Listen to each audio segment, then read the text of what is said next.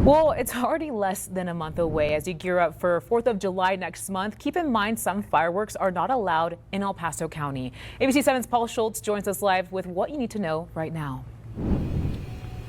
Marcel, some inside the city of El Paso, remember, you are not allowed to use fireworks within the city limits, but some residents may head out to fireworks stores like this one as they get ready for their celebrations outside the city limits. Now, every year, thousands of people across the borderland go to areas in the desert like Red Sands in Far East El Paso and put off some fireworks there. But just like previous years, county commissioners decided to ban larger fireworks known as sticks and fins because of extreme drought conditions and safety concerns. We spoke to El Paso County Commissioner for Precinct 1, Jackie Butler, who voted against the ban, and she tells us she lives in the area closest to Red Sands. Here's what she had to say.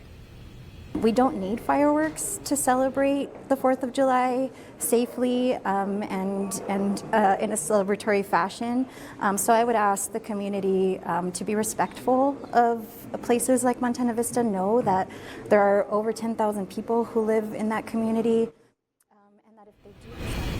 And coming up on ABC 7 at 6, we'll take a look at some reminders about celebrating the holiday safely, as well as the importance of cleaning up after you're all done with those celebrations. For now, reporting live from Diablo Fireworks in Anthony, New Mexico, Paul Schultz, ABC 7.